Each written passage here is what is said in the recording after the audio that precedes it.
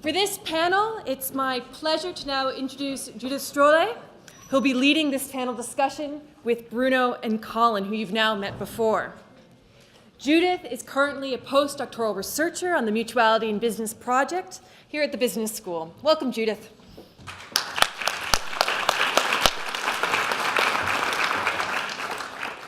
Thank you very much.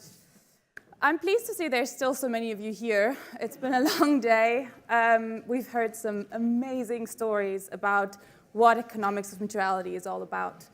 And I really hope that we can use this last session to sort of reflect back on what we've heard today, bring in some ideas, and discuss a little bit more before we go and have a glass of wine.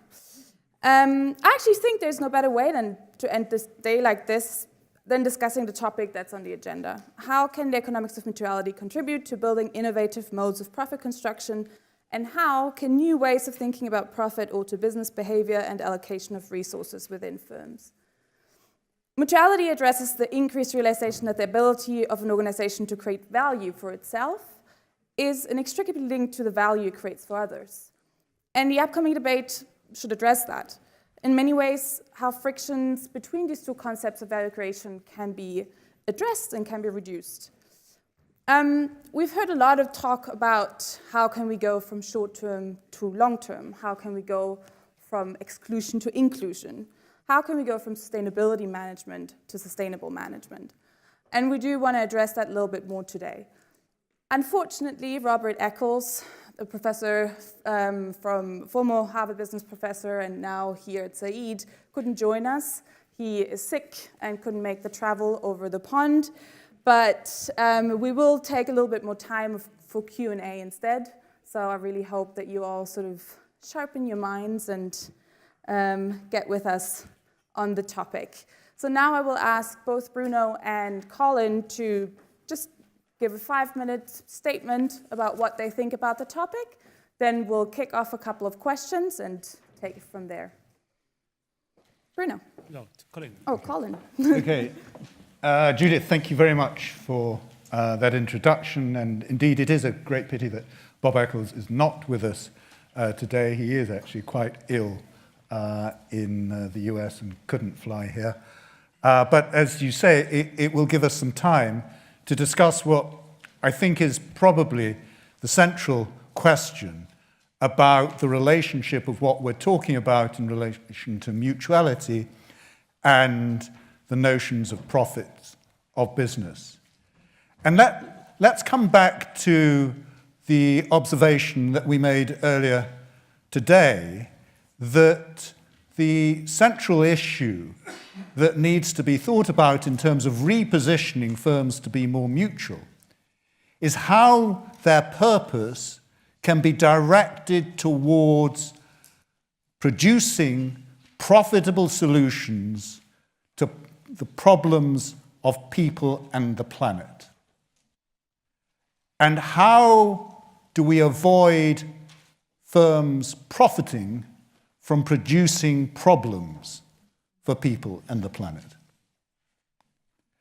And once you think about the purpose of business in those terms, it has some really quite profound implications, I think, not least in terms of how we conceive of profits of business. And I'm going to emphasize two aspects. The first is to think in terms of companies that are trying to promote solutions to the problems of people and planet as investing in those people and the planet.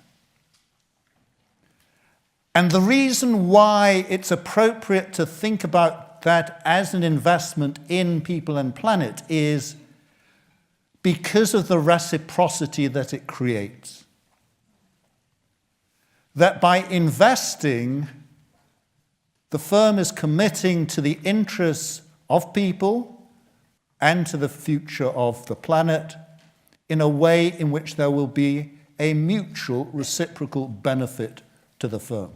And it invests in activities where it perceives there as being that mutual benefit by so doing. Now that's important because it has significant implications for what we mean by profit. First of all, it means that to the extent that companies are investing in people and planet, they are incurring an expenditure that, like any other investment, should be regarded as an expenditure that's incurred over the life of that investment. So to the extent that, for example, a company invests in employees by training and educating them, and anticipates a benefit that they will derive from so doing, then we should regard that not as a current expenditure, but as an investment. And that's important when one thinks about trying to incentivize companies to promote the interests of people and planet. And the second aspect that it implies is that in terms of thinking about profit, that if companies do not sustain their investment in people and planet, if they fail to maintain those human, natural, and social capitals, then their profits should thereby be diminished correspondingly. So that where companies apparently profit at the expense of us as employees or as society or as suppliers, then that should be reflected in a cost that the company bears.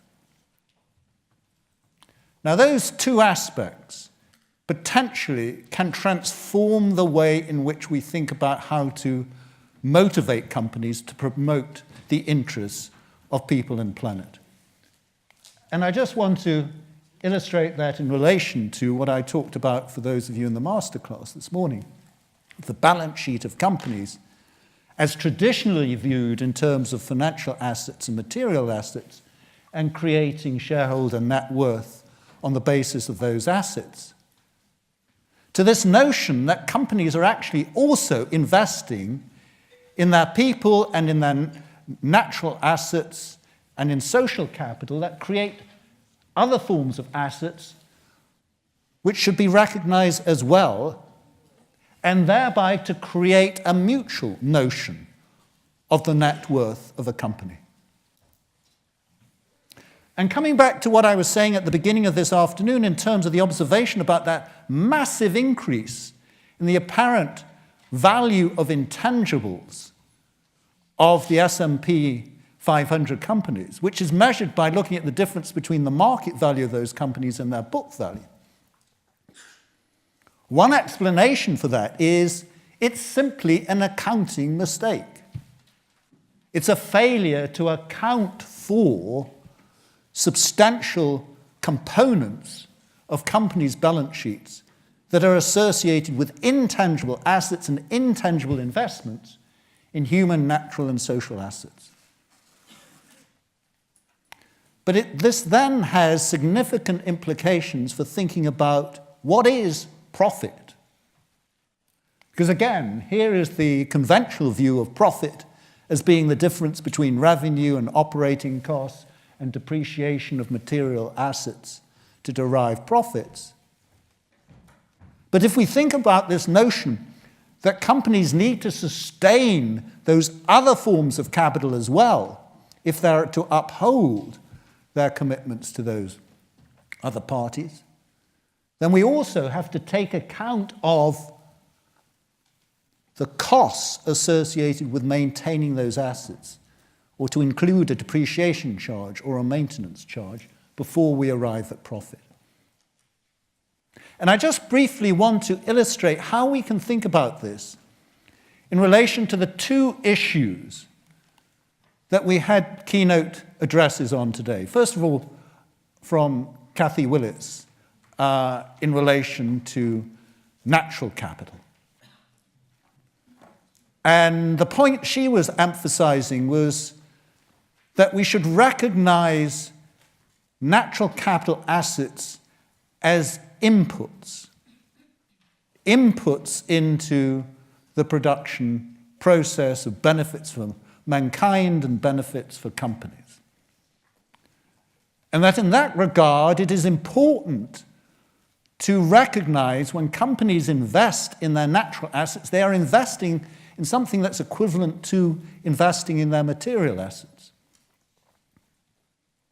And if they fail to maintain the quality of their natural assets, then their profits should be correspondingly diminished.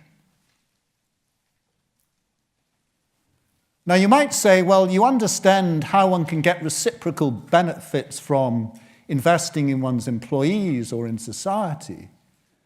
But how does one get a reciprocal benefit from a kangaroo or a koala bear?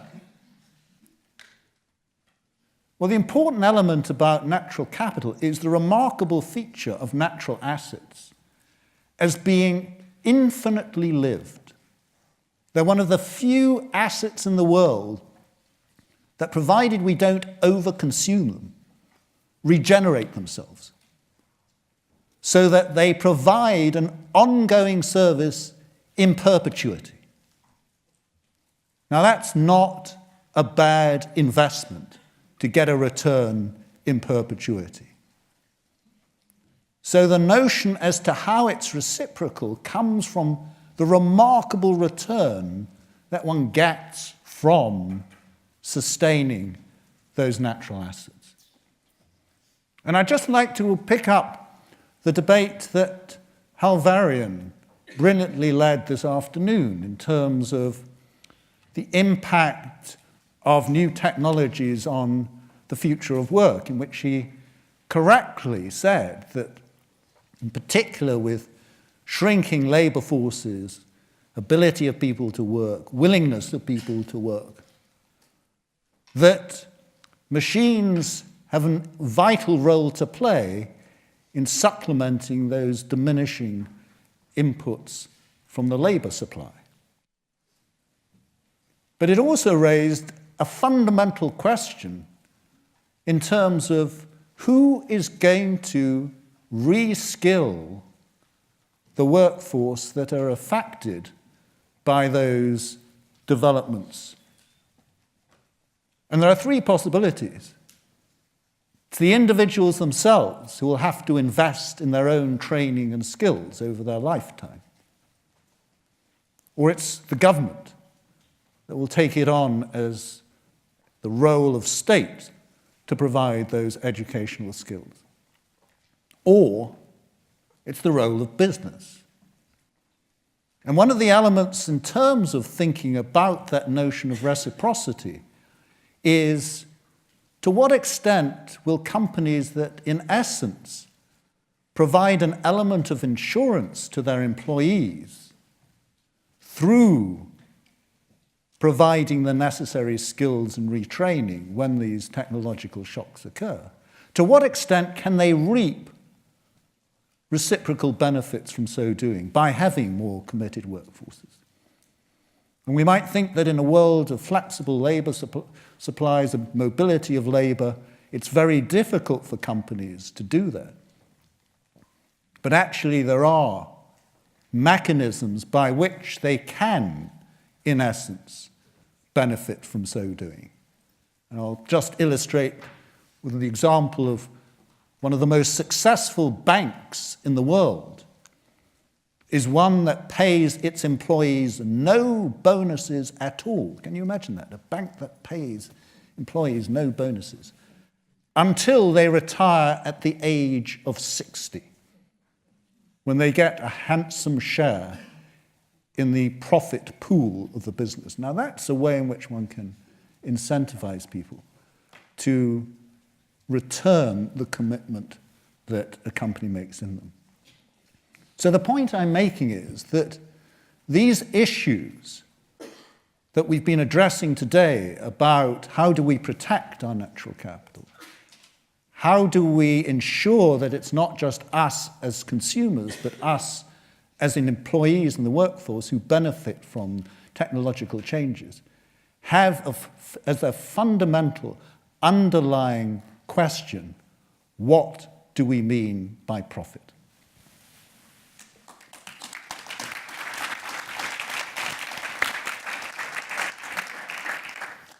Well, thank you, Colin. We talked about this morning about the business case. And the business case is that a company that invests in its environment, in its ecosystem, according to non-monetary indicators, actually performs better across the board. Better impact on people and planet, but also better financial performance. And we now have, after like several years of research, we have a lot of evidence that even the businesses that do it imperfectly, or that do it without knowing it, happen to perform better. So this is the business case, right? But how do you ensure that this business case is translated into the accounting case? And in the accounting case, you have, again, two solutions.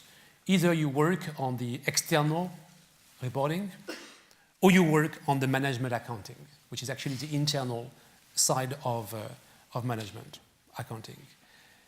And in a very pragmatic way, when we had sufficient insights about the business case, we had a conversation with Colin and with a few people in the business, and we say how to bring it into life. Okay? And our proposal is that the most efficient way of bringing this good news for business into life is not to leave it on the periphery of business and not to leave it to the corporate affairs people.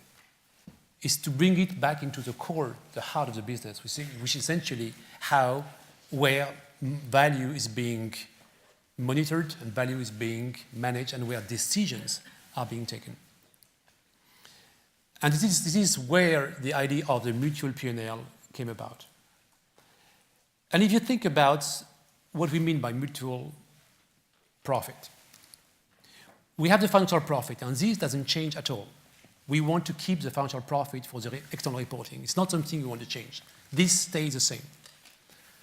But as a business, we happen to either deplete capital or we happen to create capital. We happen to deplete social, human, natural capital because we are not doing a good job at doing this. But we also happen to create social and human capital. And even sometimes we even can create natural capital. And this is this element of creation and depletion that we want to bring into the management account for two reasons, for two purposes. The first one is to, first of all, to be true with ourselves, to understand what real value do we create or do we destroy. But also it's about aligning the organization with its purpose. And by purpose, we mean that, well, if the business is meant to do more than just profit maximization, how a business can address the pain point in its ecosystem. And what is the first thing we do in an Economics of Mutuality project is that we start with a mapping of the ecosystem of the business in which we operate. And that ecosystem is extremely contextual. It's not the same for a pet care company or a chocolate company or for a car industry or for a retailer. It's not the same. And the next step is to identify the pain point that exists in that ecosystem. The third step is to say, well, how, as a business, am I capable of addressing this pain point? Do you have the capacity? Do you have the vision? Can I mobilize stakeholders to address it? So what is in a sense, almost my spiritual capacity to address it and my practical capacity to address it? And once we have this list of pain point, which actually is a strategic decision by the management to say, well, okay, as a business, I can see this pain point, and I know that I have to address them if I want my business to prosper in the future.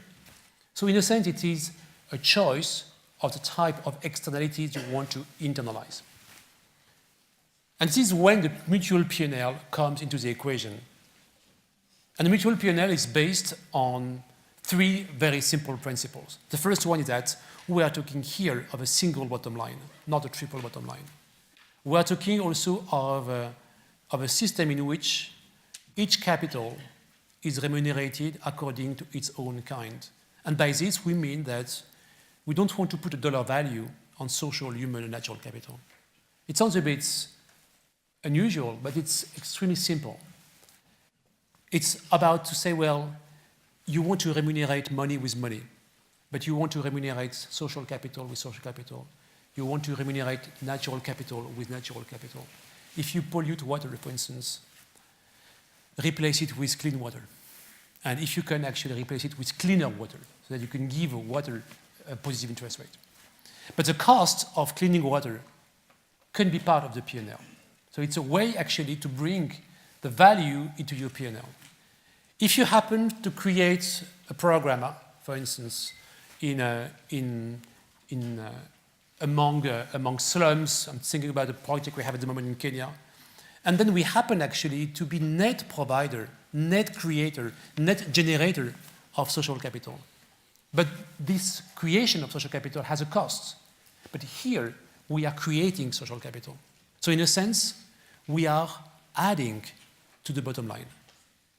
So at the end, you have a mutual profit, which is a balance between what your business has destroyed and what your business has created. And depending on your strategy, it can either be higher than your financial profit, or it can be lower than your financial profit. And this line at the bottom, the new bottom line, the way we call it, is actually a very efficient tool to align your organization with its purpose and with its capacity to address a specific pain point in your ecosystem. But it's also a way to account for the true value that you create or destroy. And it's also a very efficient way to align the bonus, the incentives of your organization to deliver against that bottom line. And this is, in my view, the innovation that we bring to the debate now. And I'm very sorry that Bob is not here, because he could have said that in a much more eloquent way. But 10 years ago, we were asked the question about the right level of profit. And with this mutual profit definition, we are responding to this question. And that question is extremely contextual. It is not perfect, but the notion of financial profit is not perfect neither. So we're not shooting for perfection here. We are actually in a sense, it's a way to heal the relationship between business and people, and to heal the relationship between business and the planet. And the potential power of this is that we do not give this methodology in the hands of corporate affairs people or marketing people. We give it in the hand of the chief financial officer, which actually, in our view, is a place in which this kind of discussion should take place, because it is at this level that decisions are being taken. Thank you.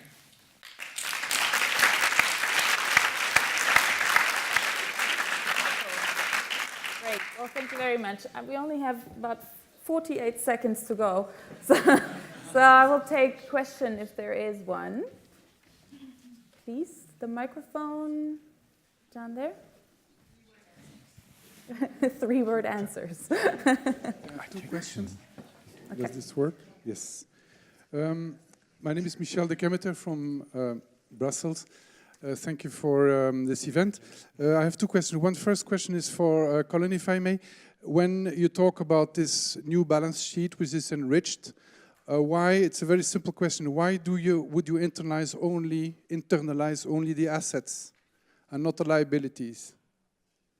You know, balance sheet has 2 sides: assets, human assets, social, societal assets, environmental assets, but the liabilities are already there. The human liabilities, that means people in long-term absenteeism, in burnout, people that were destroyed by their job or whatever, and environmental liabilities, which is the climate debt, the environmental debt, it's already there. It has been provoked by the same companies that we're talking about. It's maybe a little bit a rough question, but a balance sheet should have two sides, and the liability side has been quantified, can be very well quantified in sterling or in dollars. This is the first question. The second question, maybe for Bruno, if I may. We are actually in this dynamics of economics of mutuality, kind of wanting to facilitate a mutation of corporations. Am I right? Okay.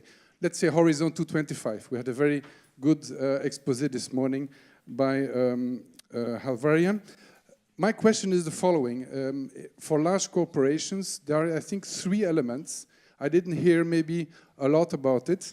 The first one is speed. Pace, it's 7 years.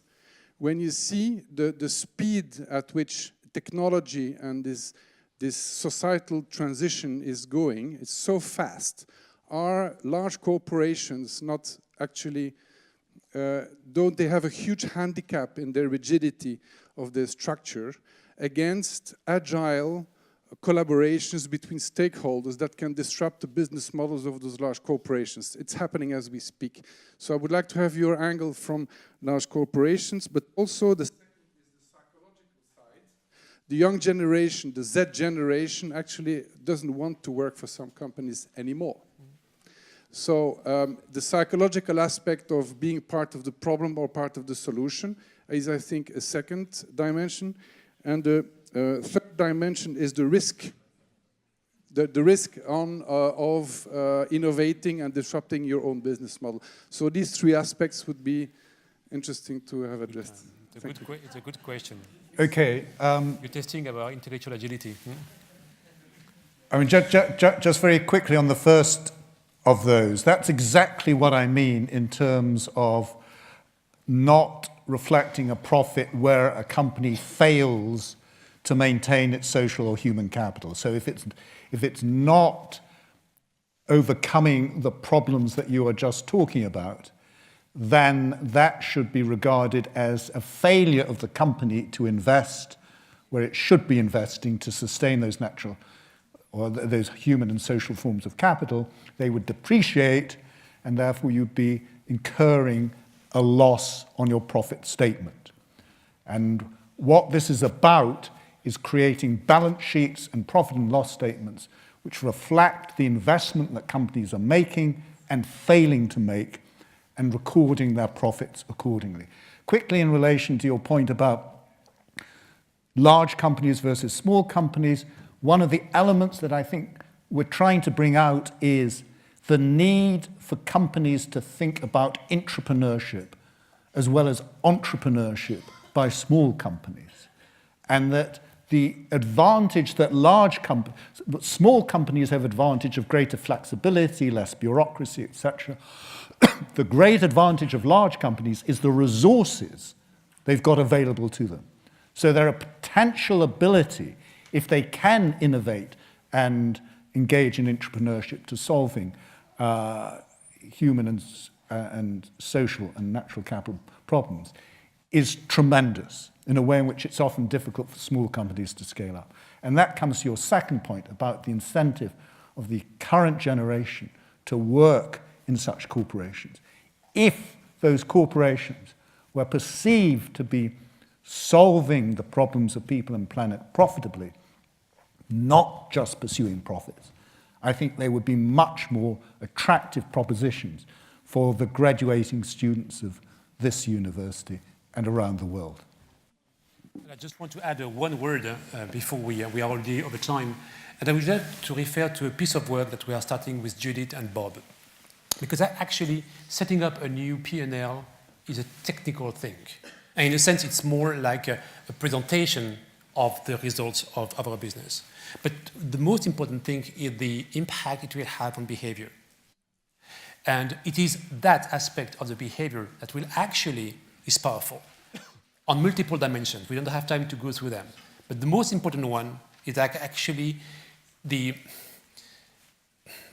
it is, in a sense, the ultimate artifact of a company that actually is serious about aligning its management account with its purpose. And by doing this, we're just doing as we speak. We are setting up a mutual P&L in a unit of mass, and we are measuring the impact it will have on behavior. And it's an ethnographic study, but we expect actually that the change of these metrics, the change of this management account will have huge impact. And we know actually that culture is critically important in business. And eventually, culture can evolve over time. That culture is based on artifacts. And if you want to evolve the culture, you evolve the artifact. And I would like to build on what Shubin said this morning. Culture doesn't come out of nothing. It comes out of a reality which is rooted in artifact. And the management account or the mutual P&L, we think, is an artifact of a company that wants to evolve its culture from a profit maximization to a mutual profit maximization. Yeah. Okay, well, thank you very much.